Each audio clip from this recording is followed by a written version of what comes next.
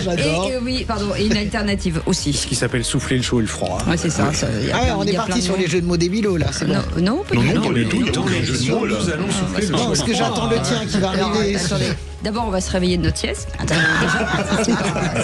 C'est pas mal. On va remettre l'église au milieu du village, comme dirait Philippe David. Et on va présenter nos vraies voix du jour aujourd'hui avec Françoise Degois qui est avec nous. Bonsoir, chère Françoise. Salut ma chère Cécile, ça va?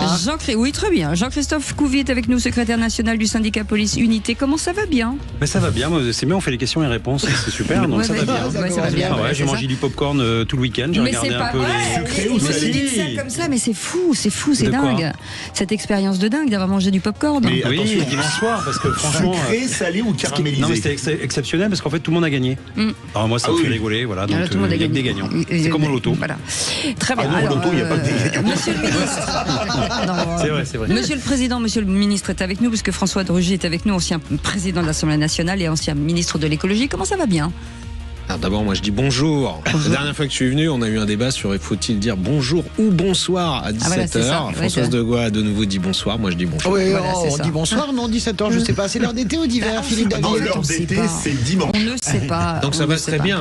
Cécile de Ménibus, je réponds quand même à la question. Je vous remercie, monsieur le Président. En tout cas, on est ravis de vous accueillir tous les trois. Et ce numéro de téléphone 0826 300 300, le grand débat du jour. Dans quelques instants, au surlendemain donc du second tour des municipales, les revers subis dans plusieurs villes où le PS avait choisi l'alliance avec les Insoumises ravivent forcément les fractures internes. À Saint-Ouen, le maire socialiste appelle ouvertement la démission d'Olivier Faure. Et on vous pose cette question: Olivier Faure doit-il démissionner de la tête du PS? Eh bien, vous dites oui à 96%. Vous voulez réagir? Le 0826 300 300. Et moi, je crois qu'il ne doit pas démissionner aucunement. Voilà. Je suis étonné, 4%. Françoise, 4% de gens qui veulent pas. Françoise, est-ce qu'il doit démissionner ou non? Non, bien sûr que non. Jean-Christophe Couvi. Moi, dans ces cas-là, c'est toujours appel au statut, c'est les adhérents qui doivent décider. Voilà, exactement. Il pourrait convoquer un congrès, ce serait pas absurde quand même que le PS puisse avoir un débat interne un an avant l'élection présidentielle sur sa stratégie. La question du soir à 18h30. Après 8 ans de négociations, l'Australie et l'Union européenne ont donc signé ce mardi à Canberra un vaste accord de libre-échange malgré les protestations d'agriculteurs européens.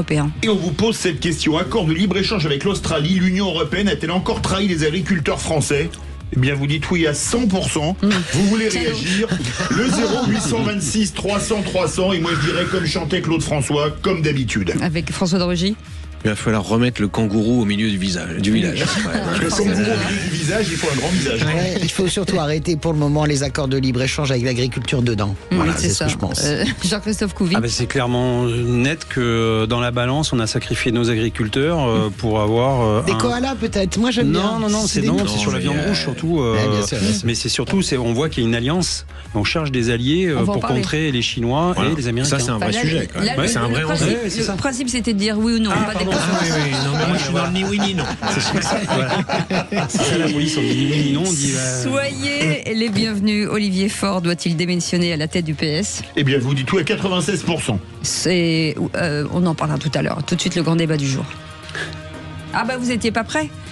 Oui, j'attendais. Est-ce qu'on parle de Flavio? Non, on en parlera tout à l'heure. On en parle tout à l'heure, il n'y a pas de souci. Ça ne me dérange pas. Merci beaucoup. À gauche, la stratégie de conflictualisation de Jean-Luc Mélenchon a montré ses limites. Il n'a pas la capacité d'emmener la gauche vers la victoire et de barrer la route à l'extrême droite. La première chose que j'ai envie de dire aux responsables, notamment socialistes, c'est de respecter celles et ceux qui ont voté pour des insoumis, pour un programme de rupture, pour changer réellement la vie, en l'occurrence des Parisiens, mais dans plein d'autres villes de France, c'est le cas. En conséquence, au premier comme au second tour, il n'y aura pas d'accord national entre le Parti socialiste et la France insoumise. Donc maintenant on leur dit respectez-nous, adressez-vous à nous et rappelez-vous qu'en fait ça peut être la défaite de la gauche si jamais ils refusent de discuter avec nous. Je demande aux socialistes de rassembler dans la clarté et de veiller au respect de nos principes et de nos valeurs. Les vraies voix Sud Radio. Et donc le maire socialiste de Saint-Ouen a appelé le premier secrétaire du PS, Olivier Faure, à démissionner. 0826 300 300. Baptiste est avec nous de Boulogne-Billancourt. Bonsoir Baptiste. Bonsoir. Bonsoir Cécile, bonsoir à toutes et tous. On vous souhaite la bienvenue sur Sud Radio. Est-ce que cette demande du maire de Saint-Ouen vous convient ou vous dites non, mais il n'a pas du tout besoin de démissionner? La vraie bonne question, ça aurait peut-être été de dire, est-ce qu'il ne faut pas plutôt démissionner le PS? Parce qu'à un moment donné... Dans ces cas-là, c'est pas démissionner, c'est dissoudre. Carrément. Oui, carrément. Parce qu'en fait, pour tout vous dire, moi je suis électeur de gauche, et en fait je commence à en avoir un peu ras-le-bol de savoir qui, Olivier Faure, de Jean-Luc Mélenchon, de Karim Bouamrane, que j'aime beaucoup par ailleurs, va piloter l'avion. En fait, moi je m'en tape. Moi ce que je veux, c'est des services publics. Moi ce que je veux, c'est qu'on prenne soin de ceux qui ont rien. Moi je veux qu'on ait une vraie politique de gauche dans ce pays. Donc en fait, à un moment donné, les guerres d'ego et de chapelles, etc., ça va, faut arrêter 2 minutes. Là, on a perdu des villes.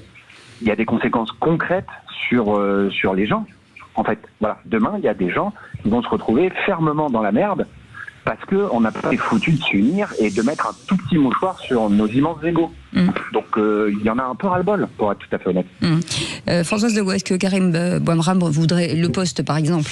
Oui, mais Karim Bouamrane, il est dans son rôle. Et puis, derrière Karim Bouamrane, il y a tous ceux qui veulent donner les coups de couteau et qui veulent jamais salir les mains. C'est François Hollande, on connaît par cœur, c'est Boris Vallaud. Vous savez, c'est vieux comme le Parti Socialiste. François de Rugy a bien connu cette époque. Combien ai-je fait de bureaux nationaux, moi, véritablement, en découvert, avec attention, après des élections compliquées ou mitigées, tout le monde va se battre. À l'époque, c'était Fabius qui demandait tous les jours ou toutes les semaines le scalp de François Hollande ou de DSK. C'est un grand classique. Il y a d'abord statutairement, personne ne peut obliger Olivier Faure à démissionner. Moi, vous savez ce que je pense de ces accords. Il ne fallait pas les passer, véritablement. Il ne fallait pas, parce que c'est incohérent et parce que pour moi, on ne passe pas des accords avec un parti antisémite. Point barre. Le choix des candidats locaux a été fait de telle manière qu'ils l'ont fait. À la décharge d'Olivier Faure, il y a les candidats de Boris Vallaud qui ont passé des accords, il y a les candidats de François Hollande pris le pot dans la main dans le pot de confiture à Tulle qui a dit fais des accords avec LFI. Donc qu'il y ait une explication, je suis d'accord. Qu'il y ait une stratégie définie, je suis d'accord. Pour la démission de Olivier Faure, qu'est-ce que vous voulez?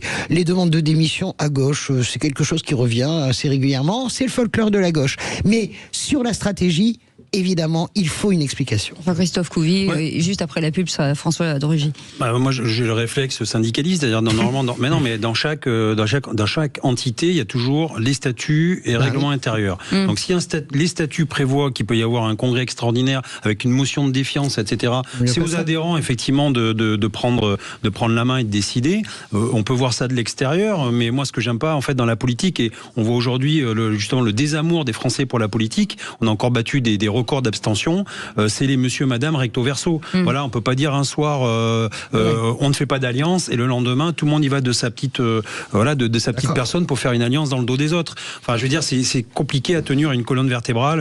Après, moi je vois ça de l'extérieur, je me dis qu'effectivement les Français aujourd'hui, alors j'ai appris qu'il y avait des fusions techniques maintenant. Des alliances, je crois que c'est du tapinage électoral, maintenant on appelle ça de la fusion technique et puis du bidouillage technique surtout. Et du coup les Français on les perd. L'avis de Philippe David et François de Rugy dans un instant. Olivier Faure, c'est-à-dire les avis les plus intéressants. Doit-il démissionner de la tête du PS pour l'instant? Vous dites combien, Philippe? Surtout. Pour le moment, plutôt vous dites à 96%. On fait une petite pause. Comme Baptiste, vous voulez débattre avec nous, c'est le 0826 300 300. On revient dans un instant. Sud Radio. Parlons vrai. Heureuse à tabler qui est Françoise Degois pour l'instant avec nous. Je dis bientôt, pas pour l'instant, parce que pour toujours surtout. Pour l'instant, il est possible qu'on s'énerve. François de Rugy, non, c'est pas votre genre, surtout pas avec François de Rugy. Et puis surtout pas le tien, surtout. Et surtout pas sur la police.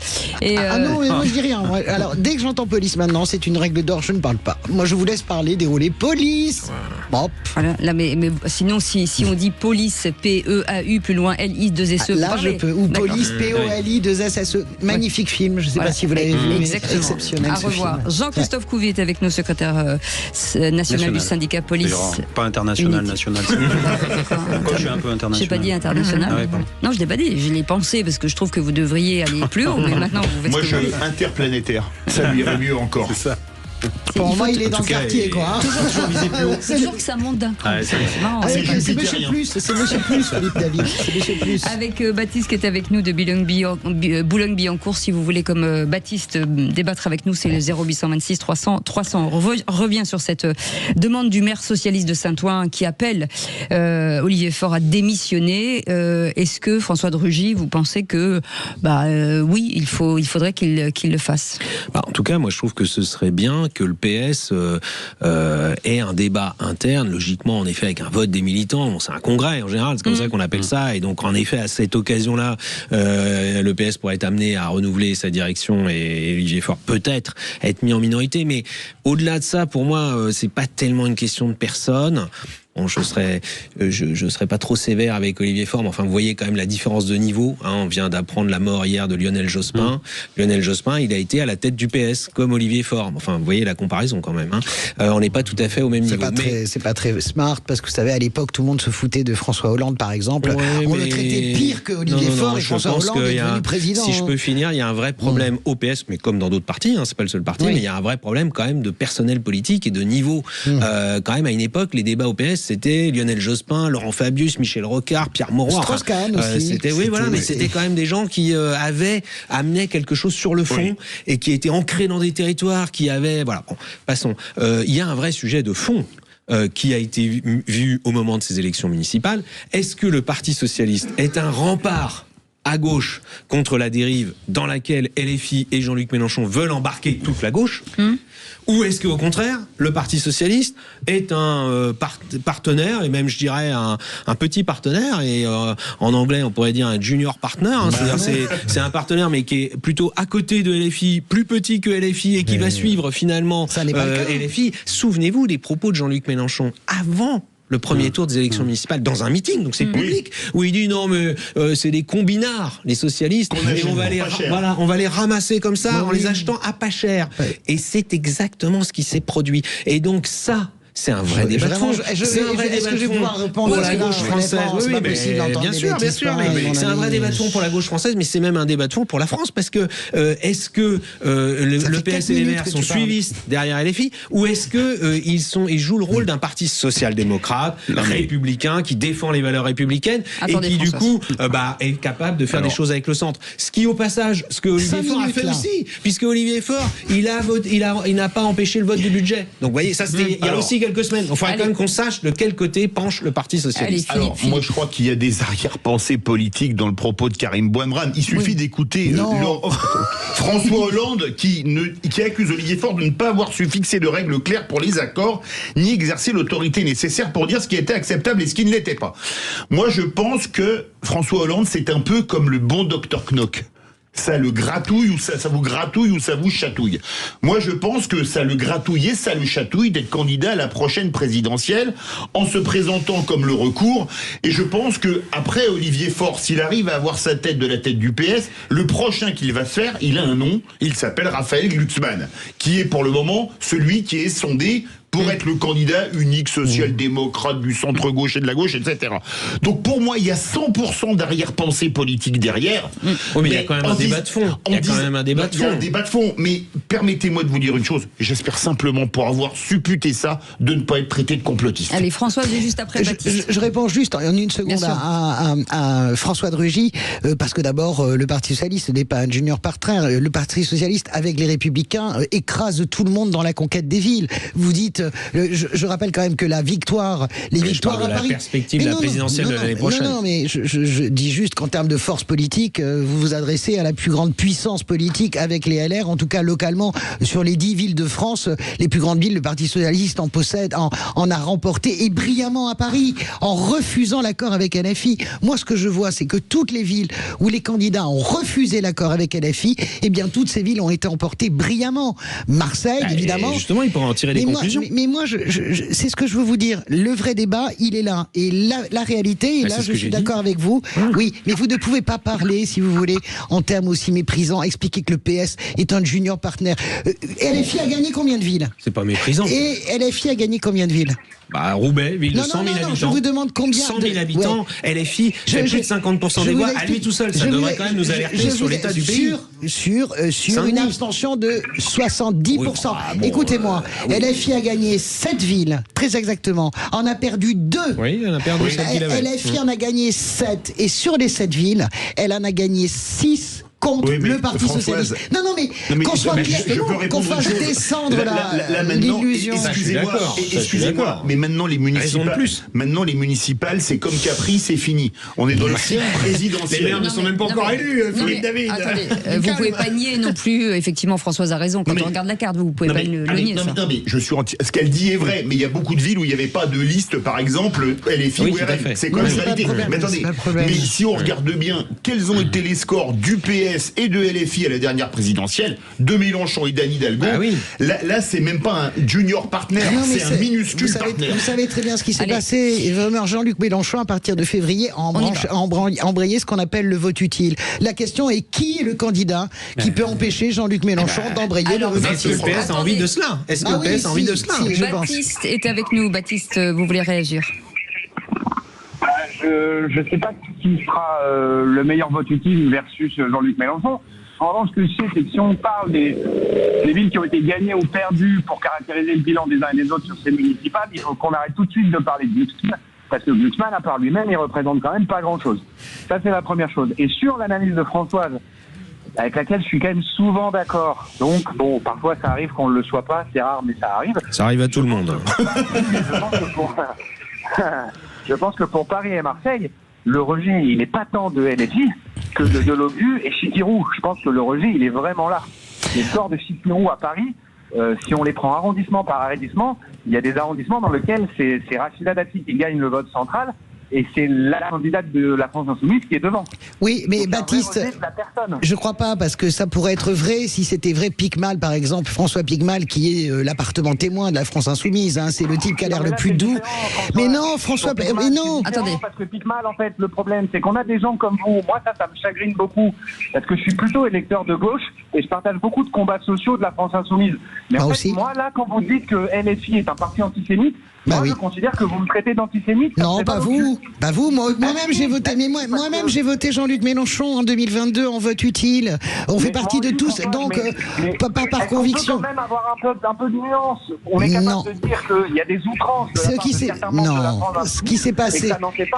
Baptiste, j'ai pas dit que c'est Baptiste. Moi, c'est pas le discours de Bolloré. Je suis désolé de vous le dire. Je vous le dis profondément. Je suis une socialiste depuis Mitterrand. J'ai ma matrice, c'est vraiment la génération Mitterrand. En 81, je votais pas. Je vous assure que ce qu'a fait Jean-Luc Mélenchon dans l'entre-deux-tours, je parle même pas de Gaza, je parle des délires sur les non-juifs, etc. Ce n'est pas acceptable. On ne peut pas passer d'accord. On ne peut pas passer d'accord avec un parti dont le leader joue avec cela. Il le fait volontairement. Alors, je pense que Françoise est devenue socialiste un peu tard, parce que vu son âge, je pensais qu'elle était devenue sous Léon Blum. Non, c'est le Congrès de Tours, moi, qui m'a forgé.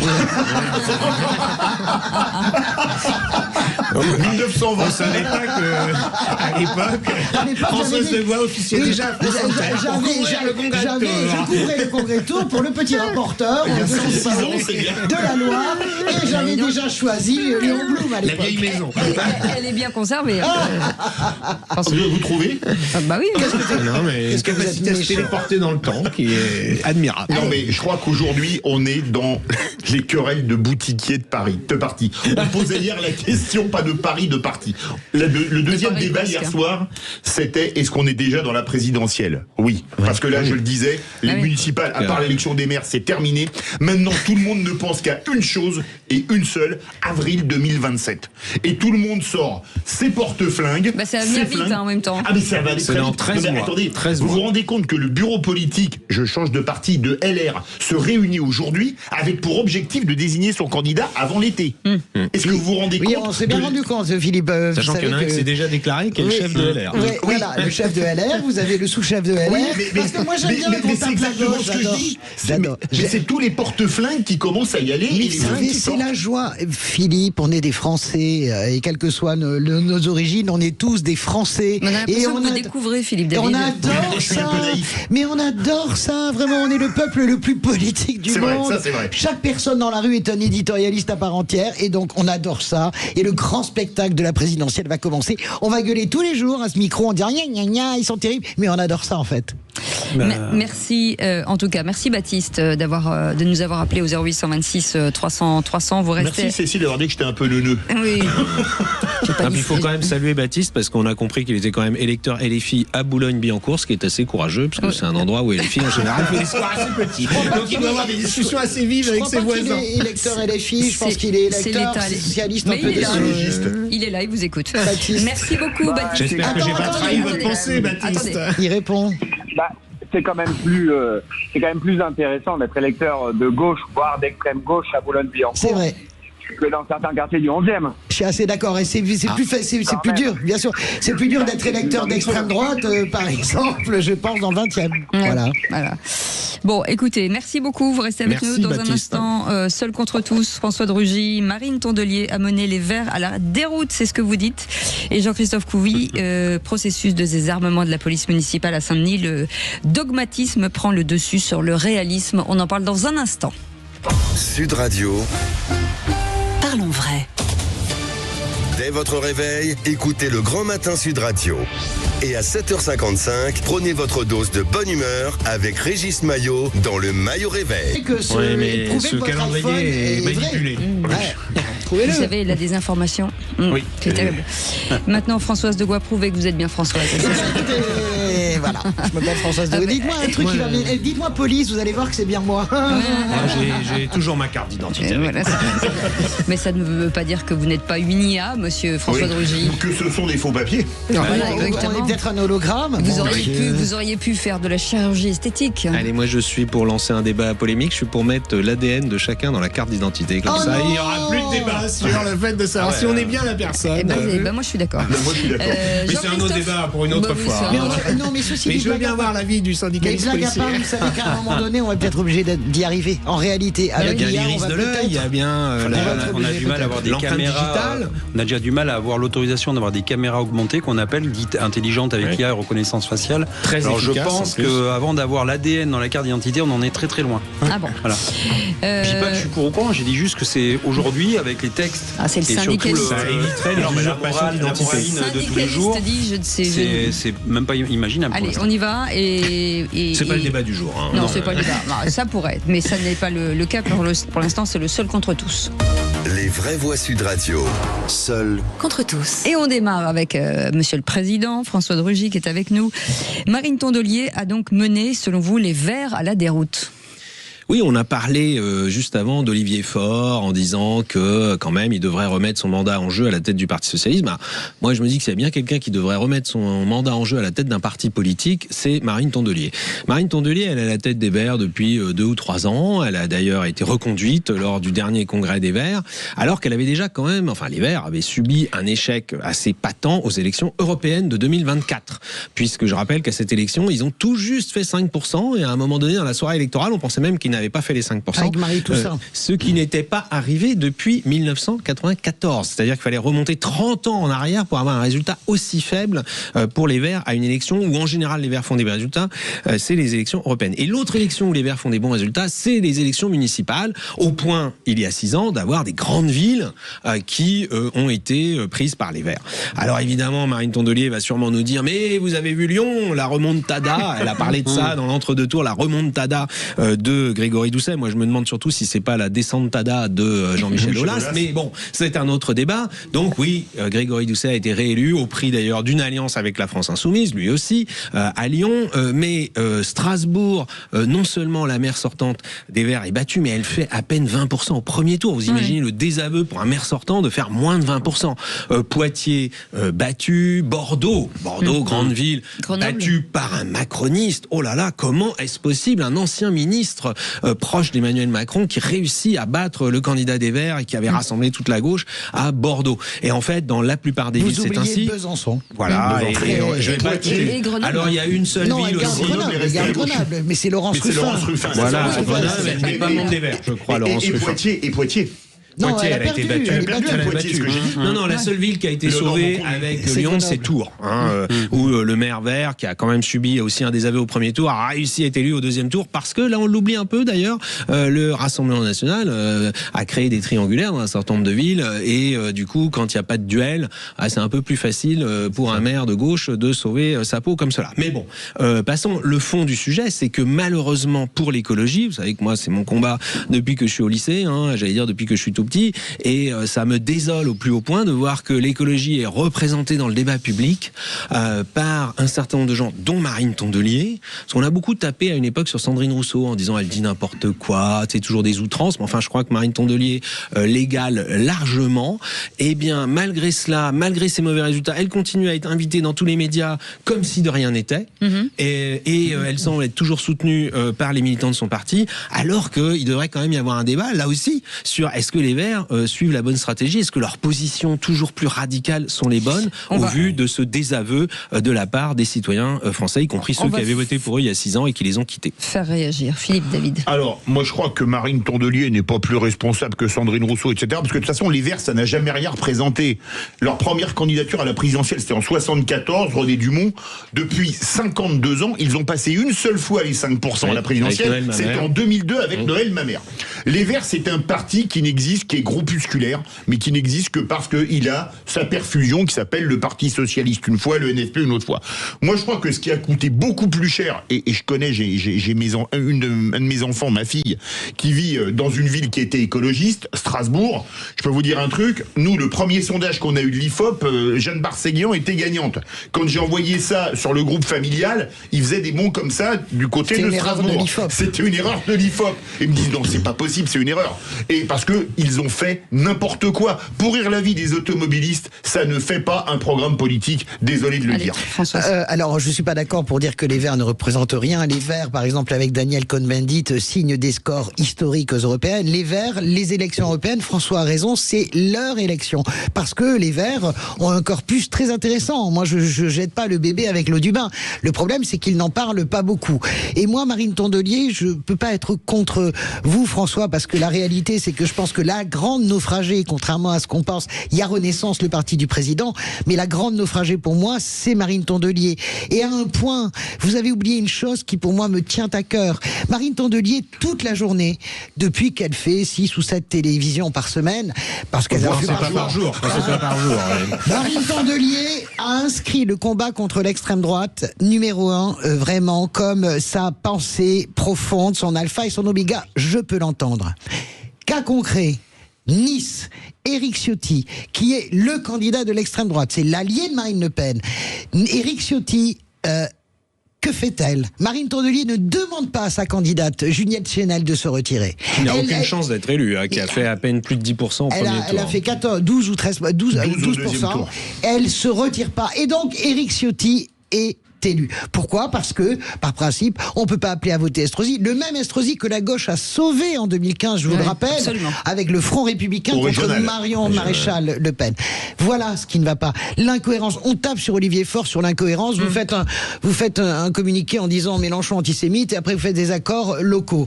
Mais il faut taper sur l'incohérence de Marine Tondelier. Elle a fait échouer le Front républicain à Nice. Voilà. Ça, c'est la réalité. Aucun journaliste ne lui a fait remarquer parce que de toute façon, elle parle tellement et elle est tellement on n'entend plus de programme surtout. Il n'y a pas d'idée. Elle ne parle plus d'écologie. Je m'étais amusé à regarder sur son fil Twitter parce qu'elle n'a jamais quitté X, contrairement à d'autres Verts. Elle a bien vu tout l'intérêt qu'elle pouvait y avoir à polémiquer dessus. Il y avait, je crois qu'il y avait une semaine, il y avait la moitié des tweets qui étaient consacrés à Gaza. La moitié. Et il y en avait. L'écologie était minoritaire. Les sujets écologiques étaient minoritaires dans les expressions politiques. En plus, elle zigzague entre le PS et Jean-Luc Mélenchon. C'est infernal, en fait. On ne sait pas où elle est. Allez, Jean-Christophe. Bon, je dirais que le verre est dans le fruit, parce que là, c'est beau. Alors, j'hésitais avec le verre à moitié plein, à moitié vide. Voilà, on sait pas. Mais en fait, oui, il y a aussi, il paye la note de Sainte-Soline, il paye la note de toutes les exactions qu'on a pu voir. Encore une fois, l'Équemer vert, entre guillemets. Et puis toutes les villes où ils avaient eu la chance d'être élus il y a quelques années, il y a 6 ans, aujourd'hui ils les perdent. Ça veut dire que les gens, encore une fois, vivent dans la réalité, pas dans le dogmatisme. Bordeaux, moi j'y suis allé plusieurs fois, j'ai discuté avec les policiers. Urmic, c'est un verre tout à fait compatible. Il est bien. Parce qu'à un moment donné, non, mais il était obligé de changer à un moment donné parce qu'il avait aussi le mur du réel et de la réalité. Et puis il a vu qu'il avait le triomètre à 0 et il voyait bien qu'il était obligé de changer les choses. Pendant que vous avez la parole, Jean-Christophe Couvi, processus de désarmement de la police municipale à Saint-Denis, le dogmatisme prend le dessus sur le réalisme. C'est exactement un peu ça. C'est-à-dire que là, on voit bien que le premier acte, j'allais dire, du nouveau maire de Saint-Denis, M. Bagayoko, c'est justement d'annoncer le désarmement. LFI, voilà. C'est d'annoncer le désarmement. C'est pas sa première mesure. Pour l'instant, c'est le LBD. C'est une des premières, en fait. Je veux dire, c'est d'annoncer le désarmement de la police municipale. On va commencer effectivement par le lanceur de balles de défense, le LBD. Et petit à petit, les armes létales, entre guillemets. Moi, juste, encore une fois, on va nous faire la leçon en disant, oui, c'est le régalien, c'est la sécurité, c'est pas les mairies. Ok, sauf qu'à un moment, on a un problème aussi, c'est qu'on n'a pas assez de policiers pour le régalien, les missions du régalien. Donc, en attendant, on était aussi content de trouver nos collègues de la police municipale. Saint-Denis, c'est aussi quand même en 2015 le début des attentats et la fin des attentats. Et donc, je fais pas un lien avec eux, Saint-Denis, mais je me dis que les policiers qui travaillent dans ces villes-là, tous les jours aussi risquent leur vie, et on ne sait pas sur qui on va tomber. Le dernier attentat sur les Champs-Élysées de la personne qui a attaqué un gendarme, il était à Bondy. En fait, encore une fois, je ne fais pas une fixation sur le 93. C'est juste qu'aujourd'hui, et depuis le 2015, le logiciel a changé. Aujourd'hui, on a toujours cette impression que la police municipale est aussi intervenante. Et elle doit aussi être armée, parce que comment elle peut faire si elle doit intervenir sur un attentat? Oui, certains opposent le fait que Saint-Denis soit proche de Paris. Donc, il y a la police judiciaire de la préfecture de police de Paris. Donc, pas mal de services. Et c'est pour ça que certains disent qu'en périphérie de Paris, c'est peut-être moins grave s'il n'y a pas de... Mais vous pensez que pour lutter, par exemple, contre la délinquance du quotidien, on va sortir le tract des LFI sur le programme de la police et ça va suffire à calmer les délinquants? Bon voilà, mais après, encore une fois, peut-être que ce maire-là, au début, il a son dogme sur la sécurité, et peut-être que dans quelques temps, il reviendra sur ce qu'il a prévu, parce qu'il va aussi se manger le mur de la réalité, sauf à dire qu'il a une pression peut-être des habitants ou de certains quartiers qui lui demandent effectivement, et la prochaine étape, vous verrez, ça va être les caméras de surveillance, et ainsi de suite. Bon, en fait, ça va être des laboratoires pour les LFI. Allez. Moi, je me mets à la place des gens qui habitent et je me dis, oulala, après tout, ils ont voté, maintenant... Contact. Ouais, ils ont voté alors avec une très forte. Je le redis. Oui, ils n'ont pas voté, ils vont s'en mordre les doigts. Abstention, on est quasiment à 70%, 73% d'abstention à Saint-Denis. C'est énorme. Et c'est tout à fait énorme. Moi, je suis vraiment. C'est Bali Bagayoko, c'est une très belle victoire. Il n'y a aucun problème là-dessus. Moi, je n'ai pas de problème. C'est un homme de gauche, etc. Mon problème, c'est que la réalité, c'est que là, il fait de la politique. Je ne suis pas assez spécialiste en sécurité urbaine. La seule chose que je sais, c'est qu'à un moment donné, dans un département aussi exposé, moi j'ai le souvenir d'Ahmed. Est-ce que vous vous souvenez d'Ahmed? Eh bien, c'est le premier policier qui est à vélo, qui croise les frères Kouachi. Absolument. J'ai envie, ça m'émeut parce que il croise les frères Kouachi. Il essaie, il a rien, il est avec son vélo. Il essaie de les arrêter, il est abattu comme un chien. Voilà. Larissa Jean-Philippe, policière municipale à Montrouge. Ça me brise le cœur. Et j'ai le souvenir des policiers municipaux qui arrêtent, si vous voulez, des terroristes à Nice. C'est eux qui les arrêtent. Et donc je me dis, moi, ma philosophie sur la police municipale, elle a toujours été claire. Je pense qu'il faut les armer à leur arme létale ou je ne sais pas, mais en tout cas, il faut qu'ils aient les moyens, en tout cas, d'intervenir, au moins des tasers, voilà. Et je m'inscris, je suis très très navré de voir... certaine qu'on arrête des terroristes avec des tasers. Ce que je veux dire, en tout cas, c'est que je suis navré de la stratégie démagogique de Bali Bagayoko. Et je pense que ce qu'il faut dire, c'est qu'en effet, c'est vraiment l'idéologie qui prend le pas sur la réalité, que ce n'est pas que LFI.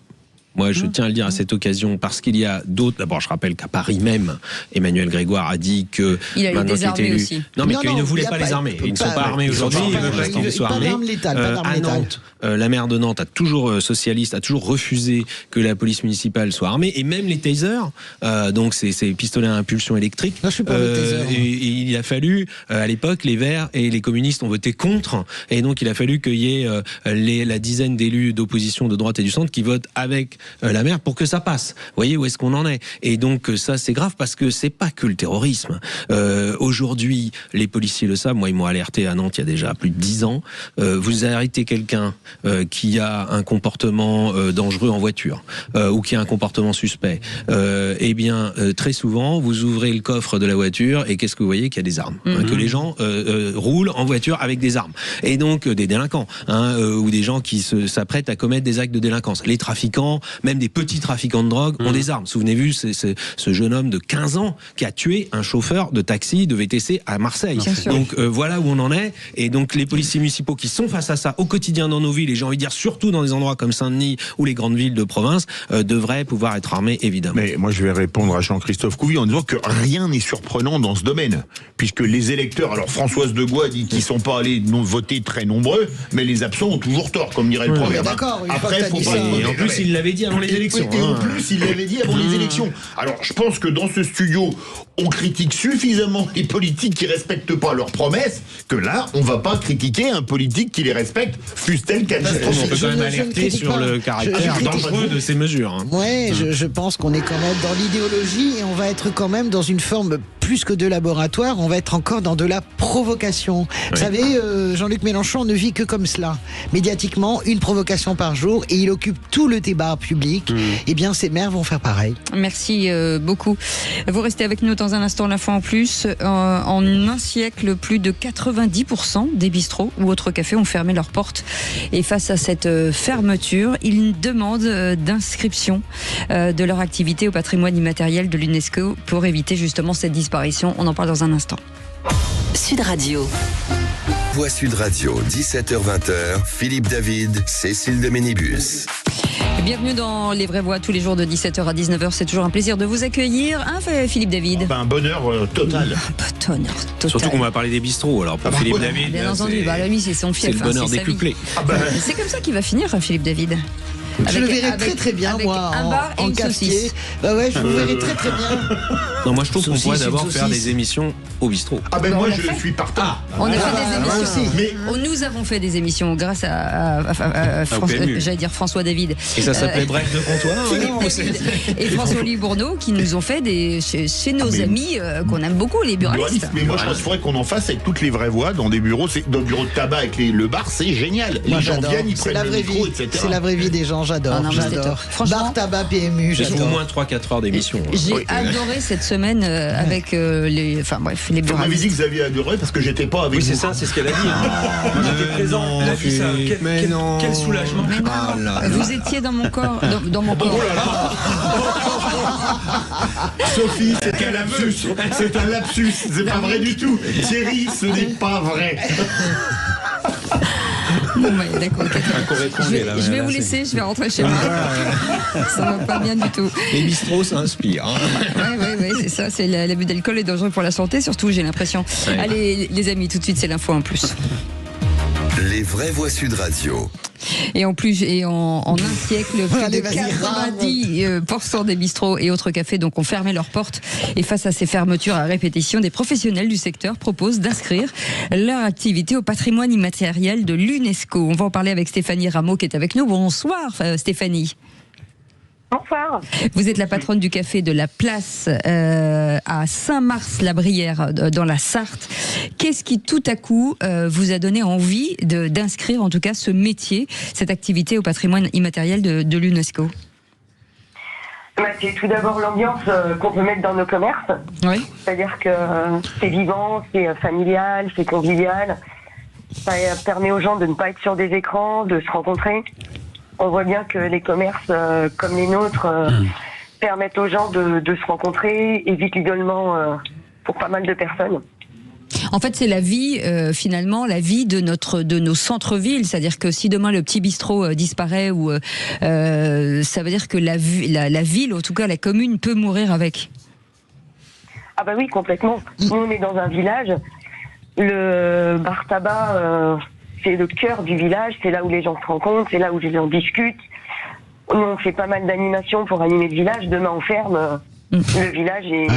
C'est le cœur de la démocratie française. Ouais, j'adore, parce que vous faites passer à tout ce réseau que vous devez connaître, bistrot de village. Moi, je vois ça dans mes Hautes-Pyrénées. Alors, en pleine montagne, vous avez des petits bleds de 1000 ou 500 habitants, et vous avez des bistrots dans lesquels il y a des concerts de jazz. Vous avez même des bistrots qui font bibliothèque. Vous pouvez jouer aux échecs, j'adore. Mais cette idée, juste, je la défends parce que le patrimoine mondial immatériel de l'UNESCO est extraordinaire, et nous avons inscrit en 2012, la France a eu le repas à la française. J'ai pas dit la cuisine française. Le repas à la française qui a été inscrit au patrimoine mondial, c'est-à-dire l'art de manger à la française. Eh ben, allons-y. Comment vous avez fait la démarche, en fait,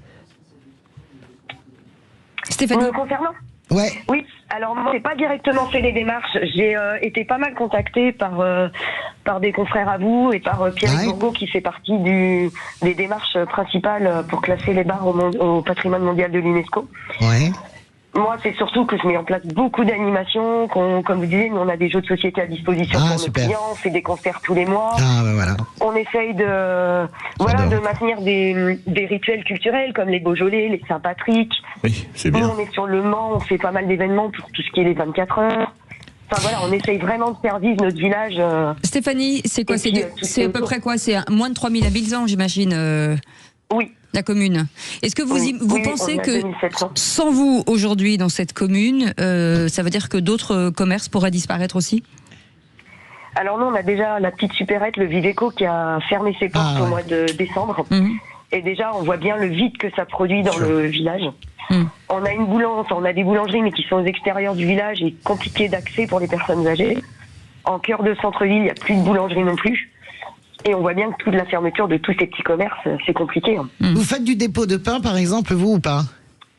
Oui. Depuis que la Bien. boulangerie a fermé, on fait des dépôts de pain tous les jours. Mais il faut voir, moi, quand je me souviens à Téhéran et à Foulayron, dans des villages de 5000 habitants, le bar, c'est le lieu de socialisation du village. Et ça vend de tout. Ça vend de la presse, ça vend des cadeaux quand vous allez chez des amis, ça vend des vêtements. C'est le lieu de socialisation. Et moi, je croise les doigts et je touche du bois pour que ce soit inscrit au patrimoine mondial de l'UNESCO. Moi aussi, j'adorerais ça. Je sais pas comment on peut aider, parce que je trouve que ce serait très très classe. Moi, j'ai une question. Est-ce que par exemple, c'est fini.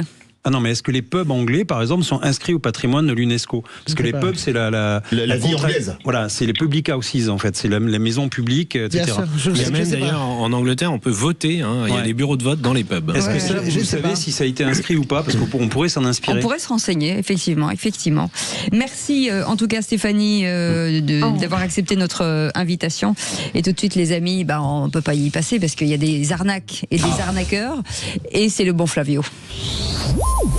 Toujours disponible? Arnaque, fausses annonces, pièges en ligne. Je rappelle si jamais ça m'intéresse alors. Le bon Flavio se moque des escrocs sur Sud Radio. J'ai pas de temps à perdre, c'est enculé. Ils sont toujours charmants, tous les gens sur les réseaux sociaux, sur les petites ados. Ça va, Flavio? Ça va très bien, et vous? Écoutez, ça va très bien. Encore une bonne affaire aujourd'hui. Encore une bonne affaire aujourd'hui, tout simplement quelqu'un qui vend son véhicule sur le bon coin. Oui. Mais pour le voir, faut payer. D'accord, c'est nouveau ça en fait. Ça c'est un nouveau concept inédit. Encore une fois, qui t'entraîne à rien, mais est-ce que ça marche vraiment? Je sais pas. Et c'est combien? C'est 40 € pour le voir. Ah d'accord, juste pour voir. Ah oui, d'accord. Bon écoutez, on écoute. Oui, bonjour, je vous appelle pour la Clio 2 à vendre sur le bon coin, toujours disponible? Oui, à vendre encore. Oui. Je voulais savoir, vous avez mis en description de l'annonce 40 € pour voir le véhicule, ça veut dire quoi? En fait, c'est un modèle unique, donc je préfère faire payer 40 € parce que c'est pas une voiture comme les autres, et comme ça, moi, ça m'évite d'avoir les vendeurs de tapis qui viennent voir les voitures. Vous comprenez? Je comprends pas trop. Ça veut dire on doit vous payer 40 € avant de venir voir le véhicule pour pouvoir l'acheter ou non, c'est ça? C'est ça. 40 € soit par PayPal, soit par Paylib. Et ensuite, on convient d'un rendez-vous devant la voiture. Ok, mais si jamais on n'achète pas le véhicule, ça se passe comment? je garde les 40 €, mais au moins vous aurez vu le véhicule. Comme dit, ce véhicule, il était présent au Amnesa Tuning Show il y a 10 ans à Épinal. Ah oui. Ah oui. Donc, il n'y a pas tout le monde qui a pu le voir. C'est la première fois que, c'est un peu étonnant. Mais là, vous allez pas avoir beaucoup de visites en faisant ce 40 € là pour voir la voiture. Ah si, les fans de tuning, en règle générale, ils en raffolent ce type de voiture. Ils viennent directement me voir. Là, j'ai déjà 3 rendez-vous programmés cette semaine. Peut-être 4, j'attends une réponse. Bon, c'est peut-être moi qui est pas à jour. En tout cas, je vois qu'il y a un nouveau business à faire sur le Bon Coin. Ok, j'ai pris note. Si jamais je vous rappelle, le tuning, monsieur, c'est une vie.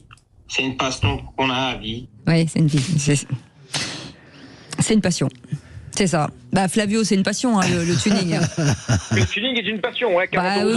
Non, mais c'est pas ceci dit, c'est vrai. C'est vraiment vrai. Mais c'est vrai. Mais c'est pas complètement idiot. Moi, à partir de maintenant, je vais mettre aux enchères. Si vous voulez voir François Rugy, en vrai, c'est 40 €. Quand même, vous l'achetez pas, mais vous pouvez le voir. Je sais pas si vous allez devenir très riche. On devrait faire payer l'accès, en fait, aux vidéos de nos émissions. Moi, je pense que c'est ça. On devrait faire payer. Pas pour vous acheter, parce que vous n'êtes pas à vendre, mais Jean-Christophe Couvi, Philippe David. Je mettrais même à 50, Philippe David. En termes de masse, parce qu'avec lui, vous avez toujours le sanglier. Philippe David, c'est suivez le sanglier. C'est ça. Et un verre au bistrot, c'est 50 €, Philippe David. Là, ça fait cher le verre. Quand même. Là, c'est soit un verre de Dom Pérignon ou... Et les cahuètes prévues aussi, non? Avec Philippe David, il y a toujours des cahuètes. Non, j'aime pas les cahuètes, c'est trop gras. Ça va. Ah oui, j'adore. Alors, c'est le type qui s'empifre. Je l'ai vu manger un demi-saucisson en 3 minutes. C'est trop gras. Mais attention, les cahuètes, c'est beaucoup trop gras. Non, mais le saucisson, c'est du bon gras. Et sinon, le gars, là, il a une carte de fidélité, parce qu'on peut revenir plusieurs fois, donc c'est dégressif ou peut-être, faudra. Parce que des fois, on a envie de voir une deuxième fois le véhicule, donc c'est dégressif. Vous savez quoi? On va l'appeler, si vous avez besoin de cette information. On va voir qu'il y a un système d'abonnement. Ouais, c'est ça. Le pay-per-view, en fait, pour tuning. Non, mais on va vous donner l'information. Flavio, on va rappeler ce monsieur, puis on va lui poser la question, est-ce qu'on peut venir plusieurs fois et à plusieurs? Et l'essai de la voiture, c'est combien alors du coup? Parce que j'imagine que l'avoir, c'est 40 €, mais après l'essai, c'est combien? Ah non, je sais pas. Monsieur le Président, c'est comme moi. Vous pouvez me regarder, mais pas me toucher. C'est pareil, c'est la même chose. Écoutez, ce que je vous dise. Flavio, merci en tout cas, à retrouver sur le Bon Coin, en tout cas, le Bon Coin Instagram avec vous et sur sudradio.fr, bien entendu. Et comme on dit, vivement demain. Vivement demain. Ah ben voilà, c'est ça. Allez, dans un instant, le journal, et puis la météo, et puis le coup de gueule de Philippe David. Le nouveau maillot de l'équipe de France, afuera. Ah d'accord. Ah oui, il est horrible. Non, il est d'une laideur. Le dernier match était contre l'Argentine, la finale qu'on perd. Moi, je dis afuera. Ah ouais, moi j'aime bien. Non, il est d'une laideur, ce maillot, on est bien d'accord. Il ressemble à rien. Vous parlez de du Philippe maillot? David? Non, il est tout rond, on dirait Roudoudou là. Non, mais moi, vous pouvez me toucher, mais pas me regarder. Afuera. Sud Radio. Parlons vrai. À tout moment de la journée, prenez la parole sur Sud Radio. 17h-20h, Philippe David, Cécile de Ménibus.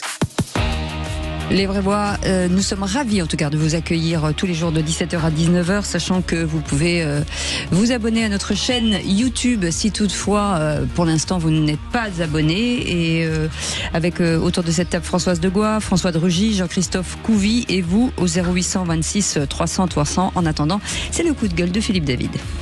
Les Vraies Voix Sud Radio. Le coup de gueule de Philippe David.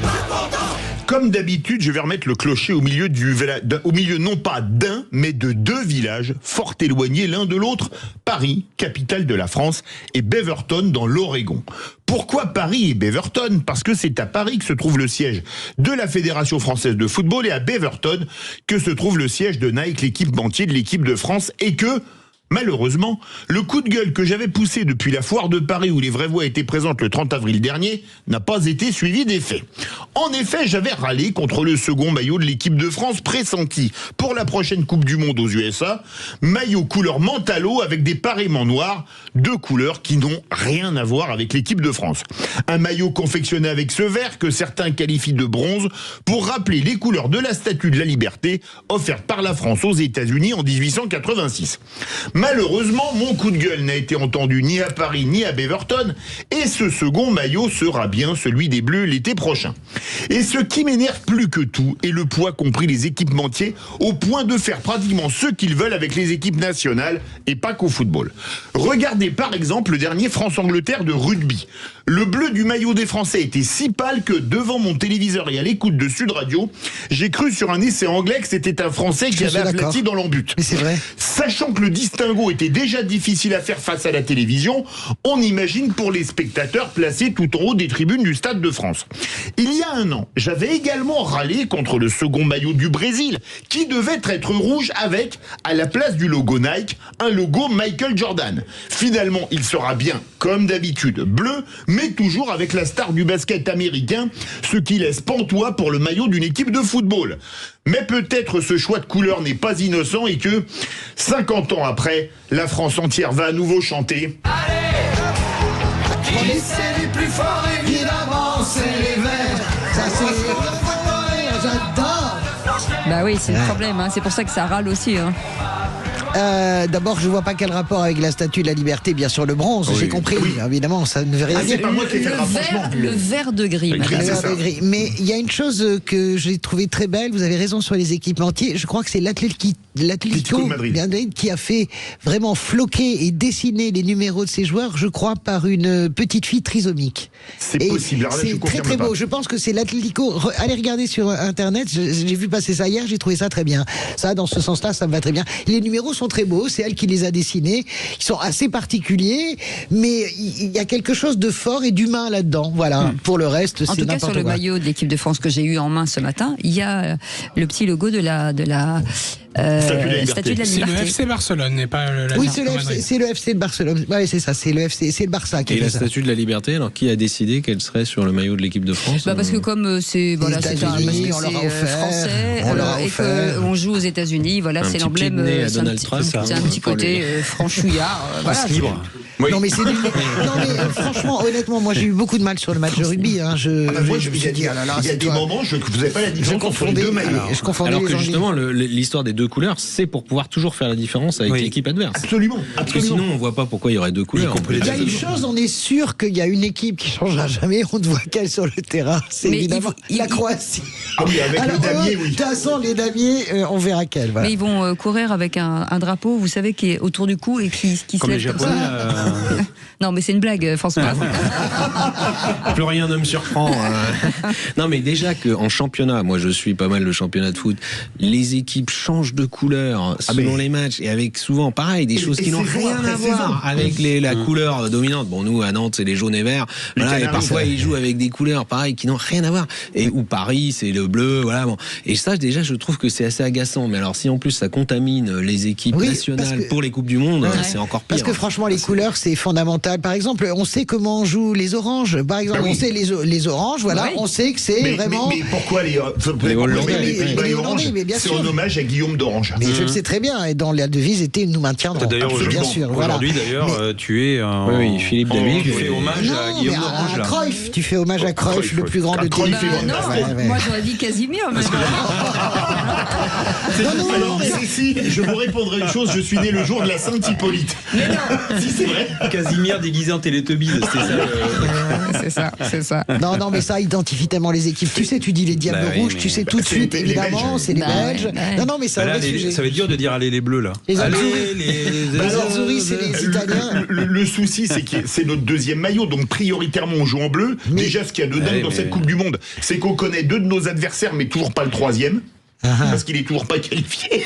Donc, à En 3 fait, mois tout du début vous de la énerve Coupe- dans cette Coupe du Monde, Mais c'est ça. tout m'énerve parce que déjà c'est sur 3 pays avec des décalages horaires et des climats ouais, ça, différents, c'est pas normal. qu'il y a un nombre d'équipes complètement dingue qu'on ne connaît même pas. Vous vous rendez compte qu'à l'époque le tirage c'était début décembre. Vous saviez que, je dis n'importe quoi, le 12 juin vous jouiez le Danemark, le 16 juin vous jouiez l'Afrique du Sud ou le 20 juin vous jouiez, je prends 98, c'était Afrique du Sud le 12, je crois Arabie Saoudite le 16 et le 20, on jouait le Danemark. Et puis on se souvient, et en 82, on savait très bien qu'on jouait à Séville. Oui, 8 juillet, merci de m'avoir fait mal.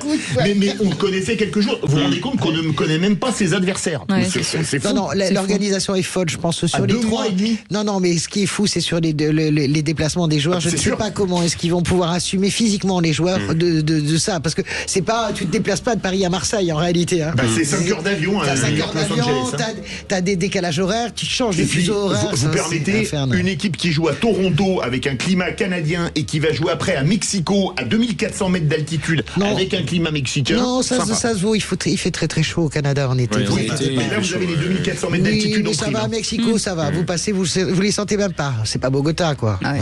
Voilà. Là, vu le manque de maturité, ça va être la statue de la puberté, quoi.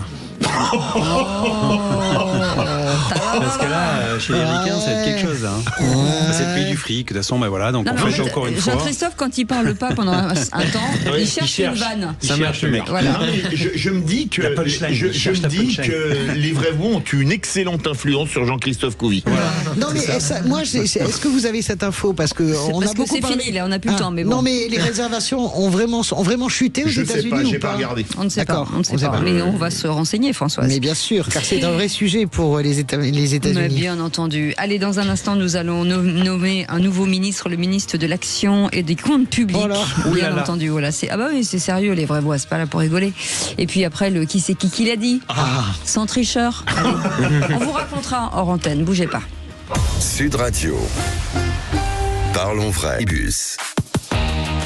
Les vraies voix jusqu'à 19h ce soir. À partir de 19h, Philippe David, vous serez en direct avec François-Louis Bourneau pour débattre. Faut parler la France. Oui, alors hier soir, on a eu énormément d'appels pour parler des municipales. On n'a pas pu prendre tout le monde et c'est encore et toujours le 0826 300 300 puisque le sujet vous fait encore beaucoup réagir. Alors n'hésitez pas, c'est Zach qui prend vos appels et on sera très heureux de débattre avec vous au 0826 300 300. Et autour de cette table, Françoise Degois est avec nous, François de Rugy et Jean-Christophe Couvi. Présent. Et tout de suite, et si vous étiez ministre? Les vraies voix Sud Radio, si j'étais ministre. Qu'est-ce que je vais devenir? Je suis ministre, je ne sais rien faire. Et si vous C'est étiez... pas François de Rugy qui aurait dit ça. Ah bah non, surtout pas. Je ne me prends pas pour Louis de Funès, même si je l'admire beaucoup. Et si vous étiez ministre de l'Action et des Comptes Publics, Lionel Degrasse est avec nous. Bonsoir, monsieur le ministre. Bonsoir à toute l'équipe. Bonsoir. Alors, monsieur le ministre, dans ces moments-là, on a envie de vous entendre. J'imagine que vous avez réfléchi à un programme. Alors, j'ai bien depuis cette nomination. Tout à fait, mais je ne sais pas si c'est une bonne idée de m'avoir confié ces rênes-là, par contre. Oh, bah écoutez, on verra. C'est parfois ce qu'on dit de certains ministres, donc allez-y quand même. Tout à fait. Moi, premier truc que je fais, voilà, parce qu'après tout, je suis ministre de l'Action, hein, donc premier truc que je fais, je demande un audit complet. C'est-à-dire que, piloté par la Cour des comptes, je sépare, je fais une grosse séparation en plusieurs blocs, de façon à ce qu'il n'y ait pas d'embrouille, il n'y ait pas de parti pris. Je mets des cabinets extérieurs pour auditer en fait l'entièreté de notre pays, parce que c'est pas possible. McKinsey, par exemple. Je m'attendais à celle-là. Non, mais vous ne pouvez pas interrompre le ministre. Exactement. Pardon. Et il a raison en plus de vouloir monsieur avoir le plusieurs ministre. regards. Allez-y, monsieur le ministre. Donc faire auditer le pays déjà pour commencer, et puis après on commence un peu les réformes. Pour commencer les réformes, une fois qu'on sait un petit peu où on va, parce qu'on est quand même un étalon avec un jockey un peu obèse sur le dos, et je pense que quand même si on pilotait un peu mieux l'argent, ça serait peut-être un peu plus vertueux. Il faut quand même partir du principe que moi, dans mon autre, parce que je suis pas que ministre, je suis aussi gérant d'une TPE, quand je vois en fait les massacres complets qu'on se prend sur la tête au niveau fiscalité, parce que à 76% c'est un massacre. Hein. Donc moi je veux bien en sans fait, compter les normes. Non mais voilà, mais j'allais y venir, madame, j'allais y venir. Ah ben pardon. Laissez parler le ministre, madame la minibus. Vous n'avez pas la parole, madame la minibus.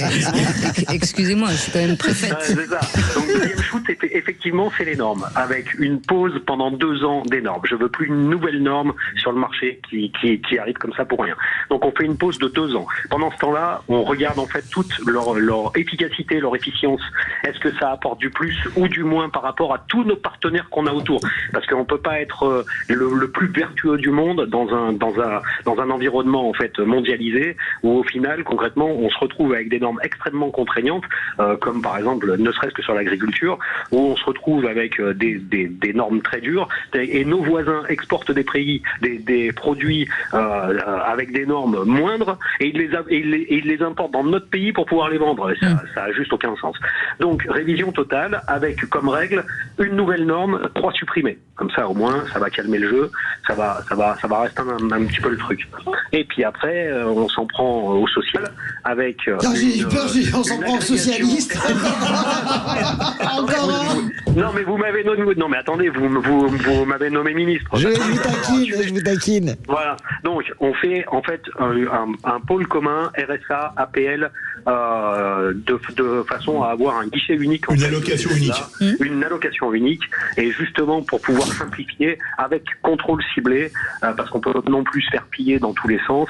Et je suis désolé, mais à un moment donné, l'argent qu'on distribue gratuitement entre guillemets. Et moi, je veux bien aider tout le monde, mais à un moment donné, il faut que ça soit ciblé, il faut que ça soit aussi intéressant et voilà, et justifié et valorisé. Voilà. Monsieur le ministre, si vous permettez, on va faire le tour de table pour savoir si finalement on vous garde ou on vous garde pas. Moi, pas mal, hein, je trouve. Philippe David. Moi, je l'ai trouvé très bien. Son programme en 3 points. Premièrement, gérer l'argent public. Deuxièmement, gérer l'argent public. Troisièmement, gérer l'argent public. Voilà. C'est digne de Louis de Funès. C'est parfait. Voilà. Monsieur le Président. Non, mais moi je trouve que c'est très bien de vouloir déjà avoir une vue précise des choses avec des audits. Bon, en plus la Cour des comptes a déjà beaucoup travaillé, hein, donc en fait les données on les a. Après, je suis étonné même qu'il n'y ait pas de mesures sur la fiscalité, parce que moi je crois justement qu'un des problèmes de la France, à la fois pour le pouvoir d'achat des Français, de n'importe qui, qu'on soit salarié, qu'on soit retraité, que l'on soit entrepreneur, et alors là aussi pour les entreprises en général, le problème numéro 1 c'est le niveau de fiscalité. Et moi je pense que j'en suis arrivé, je ne pensais pas ça il y a quelques années, à penser qu'il faut commencer par baisser la fiscalité pour qu'il y ait tout de suite une capacité des entreprises à avoir un peu plus de compétitivité et les salariés à avoir un peu plus de pouvoir d'achat, et évidemment, dans le même mouvement, mais ça prend plus de temps, baisser les dépenses. Et Françoise de Gaulle. Oui, moi, ça vous étonnera pas si je vous dis que j'ai toujours un peu de mal à faire auditer par des cabinets extérieurs. Ça nous a coûté quand même la bagatelle de je sais pas combien de dizaines de millions d'euros avec McKinsey. Donc, je pense qu'on a tous les outils. C'est le bémol que je mettrai, mon cher monsieur le ministre. On a tous les outils dans la République et des fonctionnaires et des gens de haut niveau pour auditer. C'est ce que je crois. En soutien de la Cour des comptes. Jean-Christophe. Monsieur le ministre, hier soir, j'étais au 39e... Mais on s'y croit vraiment. Non, mais je parle au ministre. Hier soir, j'étais au 39e prix Turgot du meilleur livre d'économie financière de l'année à Bercy. D'ailleurs, vous avez brillé par votre absence. Donc, j'aurais bien voulu que vous fûtes présent hier soir. Je vais juste vous relire la lettre que Turgot a écrite à Louis XVI le 24 août 1774, c'est-à-dire 15 ans avant justement la chute de l'Ancien Régime. C'est toujours d'actualité. Donc il dit « Je me borne dans ce moment, sire, à vous rappeler ces 3 paroles. Point de banqueroute, point d'augmentation d'impôts, point d'emprunt. » Voilà, on est en plein dedans. Et ce qui est marrant, c'est que quand on regarde le passé, on se voit qu'aujourd'hui, en fait, c'est un éternel recommencement, et qu'aujourd'hui, ces ministres-là devraient aussi feuilleter un petit peu, enfin, quand je dis ministre, c'est aussi le président de la République, devrait feuilleter un petit peu quand même les livres d'histoire et se replonger dans les vieux livres. Et permettez-moi de vous dire que pour maîtriser la dépense publique, il faudrait mettre un gros coup de Turgot. Non, je savais que c'était une blague. Il fait sa tête de la blague. Vous n'êtes pas obligé de le suivre, monsieur le ministre. Il a une tête de la blague, Philippe David. Monsieur le ministre, merci beaucoup. C'est pas la peine de mettre des pansements Turgot sur les comptes publics. Pas de publicité cachée. Il y a de l'air dans Turgot, il y a du Turgot dans l'air. J'en peux plus de travailler avec des gens. Voilà pourquoi les finances vont mal. Dès qu'un ministre propose des choses, il n'y a que des plaisanteries autour de la table. Ils ne font que des blagues des années 80. Lionel, monsieur le ministre, merci beaucoup. Alors, évidemment, la fiscalité, par contre, j'allais en parler, parce que concrètement, en vrai, là, sans rigoler, on peut pas redresser le pays avec 3-4 points. La fiscalité, on fait bien évidemment partie en tant que chef d'entreprise. Pour le savoir. Et c'est vrai qu'en fait, vous savez ce qui nous pénalise le plus, c'est aussi cette fluctuation dans la fiscalité. Parce que concrètement, quand vous faites un investissement et que vous prévoyez un truc sur 10, 15, 20 ans, on peut pas avoir un changement de règle tous les 6 mois. Parce que derrière, en fait, vous perdez la confiance. Moi, j'investis quand même pas mal. Et c'est très complexe, en fait, de baser un investissement de 20 ans, alors qu'on sait pas de quoi l'avenir va être fait. Donc bien évidemment la fiscalité en faisait partie. Mais mais c'est vrai qu'il faut d'abord changer les normes en fait. Et je moi, partage c'est presque le plus important. Largement ce point avec vous, puisque moi aussi je suis chef d'entreprise et je vis la même chose que vous. Merci beaucoup, monsieur le ministre. Et tout de suite, le qui c'est qui l'a dit. Les vrais voix Sud Radio. Attention, là, Le quiz de l'actu. ça devient sérieux là. Attention là. Qui c'est qui l'a dit. Il faut une ligne claire par rapport à LFI et ne pas bégayer. Olivier Faure. Non. Pas du tout. Non, François Hollande. Non. Non, c'est Jérôme Guedj. Karine J'ai Boimard. pas fini. Bonne réponse. J'avais pas fini. Oui, mais nous, Ouais, mais d'accord. on n'attend D'accord. plus la Donc, fin de la c'est question. Parce que c'est le game. on a compris. Donc je ne C'était- décide plus de rien. Ok. C'était très disputé. Qui c'est qui l'a dit? J'assume de vouloir remettre ensemble la droite d'Édouard Philippe à Sarah Knafo. Laurent Wauquiez. Bonne J'allais le réponse dire de ce François de matin. Rugy. C'est pas pour ça que ça va se faire Et d'ailleurs. qui c'est qui l'a dit. Laurent Wauquiez, malheureusement, n'est plus de droite. Laurent Wauquiez n'est plus de droite. Oui. Bah, c'est Bardella, Retailleau. non? Non, c'est le même Retailleau. parti. Sébastien Retailleau, Chenu. mais Sébastien Chenu. Non, Tanguy. Marine Le Pen. Bonne Ah, oh. Jean-Philippe Tanguy, il est pas de droite, lui. Il est pour une étatisation de l'économie. Allez, ça y est, c'est parti. Il est de Qui gauche c'est maintenant. Regardez-les. qui l'a dit? Quand l'État vous promet des chèques, c'est toujours vous qui payez à la fin. Alors logiquement, Oh, c'est pas un homme politique, parce que Bardella. c'est ce que disent les hommes politiques. Ancien ministre et Ancien député ministre. Roland aujourd'hui. Lescure. Non. Ah, mais alors ça doit être un économie et une finance. Marc Marc Fesneau. Ferracci, Non. Marc Ferracci, Ah Marc non, Fesneau. Ah non, il est connu comme étant Michel très libéral. Barnier. Ah, il est Il hyper. était Malin, ministre. Alain Malin. Non. non, on a toujours député. Il aurait pu être conquérant. Guillaume Oui. Casbarian. Bonne réponse. Qui c'est qui l'a dit. Oh là là. Monsieur Mélenchon sera victime de sa propre créature. Bon, ça c'est intéressant. Bah, Je trouve Olivier que c'est- Faure. Non, c'était ce matin sur Sud François Radio. Hollande. Non. Non. Bruno Retailleau. Un homme Non, je l'ai politique. dit. Oui, Bah ah oui. oui. Comment? Qu'est-ce que vous dites? Député. Non. Un homme. Député. Un homme. Un homme, député de droite, député Qui DLR. aurait pu gagner une grande ville. Oui. Estrosi. Non. Qui aurait pu Ah non, gagner non, Ah, une grande ville. Jean-Michel Aulas. Non.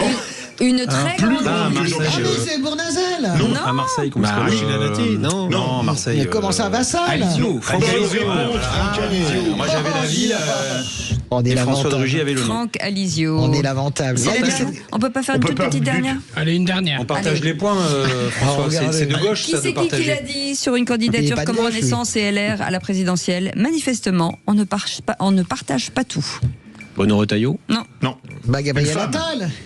Maud Bréjon. Non. Non. Une femme. Mais c'est le même parti que Maud Valier, Bréjon. Panier-Runacher. Non. Ah, Elle mais a eu Aurore d'autres Berger. fonctions. Aurore Berger. Alors attendez, silence.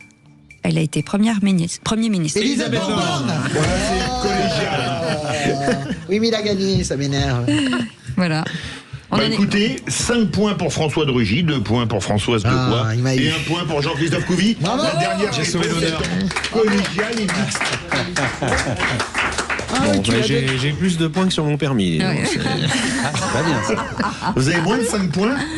Je ne sais plus. Je ne regarde plus le décompte. Oups, la boulette. Mais j'en ai plus qu'un quand même. Ah bah c'est bien. Les amis, dans un instant, la question du soir, cet accord de libre-échange avec l'Australie, l'Union européenne n'a-t-elle encore trahi les agriculteurs français? Et à cette question, vous dites oui à 96%. Vous voulez réagir? Le 0826 300 300. Et on fait une toute petite pause et on revient juste après. Sud Radio. Parlons vrai. David, Cécile de Ménibus. Arrêtez! Je vous demande de vous arrêter. Mais c'est quoi ces discussions? Qu'est-ce qui se passe? Eh, Écoutez, non, mais c'est Non, pas on possible. s'engueule au sujet de France-Afrique du Sud 95. Non, c'est et pas moi grave, je dis, ça. un pourtant vol. je ne me suis pas remis France RFA 82, mais j'ai pu le regarder 40 ou 50 fois en DVD. Écoute-moi. Mais France-Afrique du Sud 95, je n'ai jamais pu regarder ce match à nouveau, tant on s'est fait voler par l'arbitre qui s'appelait Monsieur Derek Bevan. Voilà, alors voilà, on recommence avec Derek Bevan. Je rappelle que moi j'adore ce match parce que c'est merveilleux. C'est la victoire des Ah oui, on se fait Springboks. enfler, c'est beau. C'est la victoire des Springboks, c'est la victoire de la nation arc-en-ciel de Nelson Mandela, etc. Mais blabla. Et vous trtransformez ça Mais non, en parce que ça reste du bêtises. sport, on en a fait Ça de la reste du politique. sport. On Il n'en a pas fallait- fait de la politique. Non, il fallait qu'il gagne pour le monde écoutez, entier. voilà. L'Afrique Il devait était pas qu'il gagner. fallait qu'il gagne. Mandela, c'était un dieu. Et en fait, et derrière, il y a le sport. Il y a des gens qui s'engagent. il y a du Excusez-moi. sport. Remettons le ballon au milieu du Non, mais terrain. c'est pas ça, c'est que j'ai l'impression d'être à un déjeuner de famille avec un poulet au milieu qui est en train de mourir tellement il est. Voilà, il attend. Je vais vous dire, le poulet il manque là. Ouais. N'empêche qu'au rugby, on se met des pains, enfin des marrons et des châtaignes pendant tout le match, mais à la fin on va boire une bière. Bien sûr. Donc on n'était pas d'accord, mais à la fin on boit une bière. Ça va être pareil avec l'accord de libre-échange. Oui, mais aujourd'hui, je suis un petit peu moins d'accord. J'ai l'impression qu'il y a un peu plus de tension qu'avant. Mais bon, je dis ça. C'est l'argent aussi, ça pourrit tout. Oui, je suis d'accord. Je pense que il a raison parce que je pense que l'argent arrive en force avec dans le rugby. Et il y a un truc qui est en train de. Ouais, mais là, ça prend des proportions. T'as vu les affaires de publicité, etc. Donc bon. Voilà. Bienvenue dans le Café du Commerce. Vive les Springboks. Je rappelle quand même que Philippe David a osé me dire que évidemment les All Blacks avaient été drogués. Oui, c'est vrai.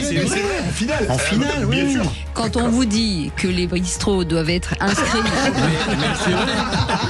au patrimoine immatériel de l'ONU, de l'UNESCO, pardon, de l'ONU. Vous savez quoi, je vais aller me coucher moi aujourd'hui. Le moral, ça m'a rappelé ce match, j'en peux plus. Ce que je retiens, c'est que Philippe David était la seule personne en France à avoir des DVD en 1982 quand même. Non, j'ai eu le DVD après. Avant, je l'ai regardé en cassette vidéo. Et là, il faut une licence 4, là. Et c'est bon, là, on fait le bistrot. Est-ce qu'on peut reparler de ce match de 82 parce que moi aussi il me reste en travers de la gorge. Ou alors les Verts aussi pour reparler du match. La finale perdue, mais quand même c'est le seul club pour qui on a fait un défilé même s'il est perdu. Bon les amis, on y va parce qu'on a quand même on a réfléchi à un sujet, donc ça serait bien qu'on le fasse. Qui va beaucoup moins passionner les foules. Mais c'était absolument pas. Vous allez voir, c'est la question du soir. Vous allez voir. Au revoir. À la une, le retour des actions des agriculteurs. Bon, révolte. Ils se mobilisent depuis ce matin. Sire, ouvrez, on en a gros. Si on veut être les plus beaux du monde, les plus verts du monde, et qu'on apporte notre nourriture de l'étranger, ça n'a absolument aucun intérêt. Et c'est au président de la République de le faire, parce que le ministre, depuis des mois, se débat avec cette mesure, sans résultat. Les vraies voix Sud Radio. Et on revient sur les principaux syndicats agricoles d'Europe qui ont dénoncé donc les concessions inacceptables faites par l'Union européenne à l'Australie avec cette question du soir, Philippe. Accord de libre-échange avec l'Australie. L'Union européenne a-t-elle encore trahi les agriculteurs français? Vous dites oui à 96%. Vous voulez réagir? Le 0826 300 300. Et c'est Damien qui est avec nous au 0826 300 300 de Castanet-Tolosan. Bonjour Damien, bienvenue sur Sud Radio. Bonjour à vous. Bonjour. À cette question, j'imagine que l'Union européenne a-t-elle encore trahi les agriculteurs français? Ça doit être un grand oui pour vous? Oui, je me rangeais derrière l'écrasante majorité limite communiste des 96%. Mais je crois qu'au-delà de l'Europe, le gros problème aujourd'hui, c'est Madame von der Leyen. Et moi, la question que je me pose, c'est quand est-ce que le peuple européen bafoué, parce que là, il s'agit plus largement que du monde agricole, mais également aussi des consommateurs qui demain vont manger des aliments importés, à qui on demande de faire des efforts, mais qui vont subir l'importation de denrées venues de l'autre bout du monde avec des empreintes carbone lamentables. Donc c'est plus large, c'est beaucoup plus large que le monde agricole qui est bafoué. Et je pense que le vrai problème, c'est Madame von der Leyen aujourd'hui. Et la question que je me pose, c'est quand est-ce qu'on va mettre hors d'état de nuire politiquement cette dame et également tous les gens qui la soutiennent, en espérant qu'on n'ait pas la bonne surprise dans quelques mois ou quelques années de voir notre cher président actuel prendre sa suite. Parce que Françoise, bougez pas, Damien, cet accord de libre-échange vise des filières aujourd'hui très sensibles en France. Alors le bœuf, bien sûr, ils visent le bœuf. Alors sur Ursula von der Leyen, je rappelle quand même qu'elle est l'émanation, bien sûr qu'elle n'est pas élue directement, mais elle est l'émanation des rapports de force au sein de la Commission européenne et qu'elle ne va pas négocier toute seule comme une grande sans, à mon avis, à un moment donné, avoir l'aval aussi des chefs de l'État. Elle n'est pas une sorte de personnalité comme ça, ex nihilo, sortie de la cuisse de Jupiter et qui ferait exactement ce qu'elle veut. Donc c'est pas elle. Alors elle peut être la figure détestable, mais la réalité c'est que, alors cet accord, moi je pense qu'il est très... Il y a quand même la puissance des lobbies, François. Il y a la puissance des lobbies, mais qui fonctionne aussi sur les gouvernants européens. Vous savez, qu'on exporte 37 milliards à peu près de denrées vers l'Australie. On a besoin des terres rares de l'Australie. Je rappelle encore une fois que derrière ce deal, il y a encore une fois l'histoire des minerais et des terres rares. Ce qui me paraît complètement délirant, je le redis, sortir l'agriculture des accords, c'est compliqué. Mais avoir une partie spécifique pour l'agriculture, ça me paraîtrait de bonne guerre. Et puis ce qui me paraît être une folie, au-delà, et bien sûr, de la question du bœuf, et je finis, c'est que, par exemple, vous allez exporter, les Australiens vont exporter vers la France, vous voyez la folie, du Prosecco. C'est-à-dire un vin qui aura le droit d'avoir l'appellation Prosecco comme l'appellation italienne. Ils vont exporter du fromage qui aura le droit d'avoir l'appellation Feta et qui aura le droit d'avoir l'appellation Gruyère. Ce qui est complètement dingue. Non mais parce que on doit faire face évidemment aux tarifications douanières des États-Unis, à la concurrence de la Chine. Donc on signe à peu près tout et n'importe quoi. Voilà. François de Rugy. Allez-y, Damien, vous vouliez réagir. Non, je pense clairement qu'aujourd'hui, il n'y a plus aucun protège. Les pères fondateurs de l'Europe, je pense à Jean Monnet, à Schuman et leurs confrères, ils doivent se retourner dans leur tombe parce qu'effectivement, van der Leyen, soutenu par bon nombre de dirigeants européens, bien sûr, sont en train de faire de notre vieille Europe et par ricochet de la France un marché économique du monde. Je suis désolé de le dire comme ça, c'est un peu vulgaire, mais parce que là, on parle de l'Australie. Mais il y a quelques semaines, c'était le Mercosur. Et l'Inde aussi, l'Inde. Qui a suivi, voilà, il y a eu l'Inde et quelques pays autour de l'Inde. Mais au bout d'un moment, il va falloir que les peuples disent stop, parce que ça peut venir que des peuples. Ça peut venir aussi, juste je termine en une seconde, ça peut venir aussi de la décision profonde politique, véritablement de changer ces traités, pas simplement par rapport à la façon dont ils sont adoptés, mais de changer aussi la nature. Il faut arriver à séparer véritablement l'agriculture du reste. Juste un petit mot, le nouveau quota des bœufs australiens autorisés dans l'UE sera multiplié par 10, mais c'est énorme. Oui, mais avec quel volume ? 30 600 tonnes. Voilà, ce qui n'est rien du tout par rapport à la consommation de bœuf en Europe. C'est toujours un petit... Moi, je comprends l'inquiétude des agriculteurs. Je ne sais pas si monsieur, d'ailleurs, Damien, est agriculteur ou pas, mais ça, je la comprends parce que parfois, même avec des quantités pas énormes, ça peut déstabiliser un marché qui est déjà en difficulté parce que la filière bovine française, elle est déjà en difficulté. C'est l'addition qui est terrible.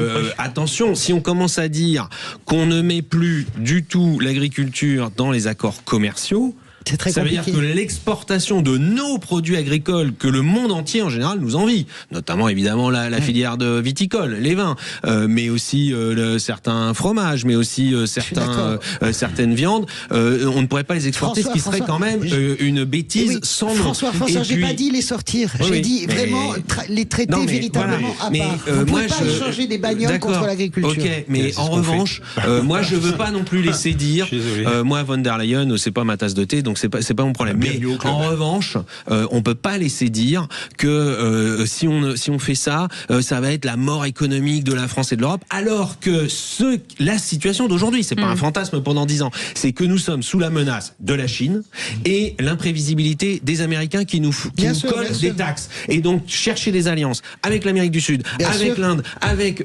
l'Australie, c'est ce qu'il faut faire. Et pour notre industrie, pour notre agriculture et pour d'autres secteurs, y compris la défense. Et en plus de ça, le consommateur, il achète pas le dernier téléphone, dernier cri parce qu'il est fabriqué en Chine. Arrêtons. Le consommateur, il est le premier à vouloir acheter des produits sans regarder l'origine. Et donc, affichons d'ailleurs davantage le Made in France, le Made in Europe, et les consommateurs seront aussi devant leurs responsabilités par rapport à leurs actes d'achat. Mais que nos industries, que nos agriculteurs, que notre industrie agroalimentaire ne puissent pas aller exporter à l'autre bout du monde, ce serait vraiment une bêtise. Personne n'a dit ça. Et la question des terres rares, tout le monde sait que c'est une question stratégique. La Chine, elle a déjà maîtrisé ses approvisionnements en terres rares. Elle est même un des rares pays au monde qui est capable de raffiner les terres rares et donc ensuite de les revendre, y compris à nous, Européens ou aux Américains. Donc on serait quand même bien bête de ne pas chercher à maîtriser l'approvisionnement dans les terres rares, que ce soit en Australie ou ailleurs. Allez, 0826 300, pardon Françoise. Jean-François est avec nous de Valence. Bonsoir Jean-François. Bonsoir. Oui, bonsoir. Merci de prendre mon appel. Je vous en prie. Oui, moi je voulais réagir aussi par rapport à ces histoires d'accords de libre-échange. D'abord pour rappeler que en ce moment, une grande partie des États-Unis est soumise à des températures entre 40 et 50 degrés. C'est vrai. Et que donc ils auront des super, mais comme nous ici aussi en Europe, on aura des super moissonneuses-batteuses connectées et pilotées par intelligence artificielle, mais il va falloir les manger les terres rares parce qu'il n'y aura plus rien à moissonner devant les moissonneuses-batteuses. Donc il y a un moment, la souveraineté alimentaire, c'est quand même le pilier de notre de notre vie à tous. Et donc je suis pas sûr que la cervelle d'intelligence artificielle ça se mange en salade, mais on est mal barré au niveau de l'autonomie alimentaire si en plus quand on voit les problèmes d'échanges commerciaux entre les différents pays du monde actuellement compte tenu des difficultés de circulation sur les océans du monde, bon, je me dis que on a peut-être un peu plus à se préoccuper de consommer et de produire ici et d'arrêter d'aller chercher ou d'aller vendre ailleurs, quoi. Jean-Christophe. Moi, je suis pour les circuits courts. Hein, de toute façon, pour moi, c'est même pas qu'on a trahi les agriculteurs, c'est que déjà on les a abandonnés et on les a sacrifiés.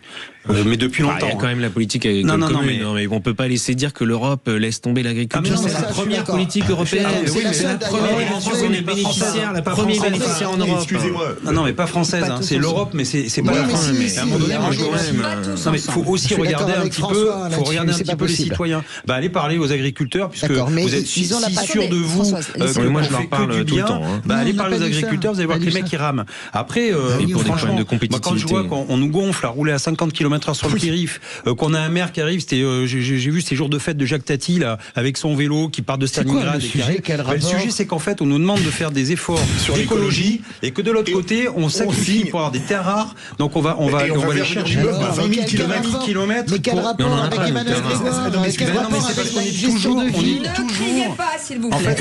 toujours dans la posture et on nous fait tous les jours, on nous met le couteau sous la gorge en disant attention à la planète et vous avez vu comment vous consommez tatati tatata, et à côté de ça on fait venir de la viande de l'autre bout du monde et pour sacrifier nos agriculteurs. Alors moi j'adore qu'on en kikine, je reste poli, les automobilistes qui n'ont pas les moyens de changer de voiture parce qu'ils ont un vieux diesel et ils gagnent le SMIC, mais qu'on a signé un accord avec la Nouvelle-Zélande pour faire venir de l'agneau ou du mouton de 20 000 km, c'est très cohérent. On ne produit pas de moutons dans la vallée, le barrage Gavarnie, dans le Quercy, et maintenant on signe avec l'Australie et on nous dit qu'il faut faire attention à la planète alors qu'on va faire 20 000 km.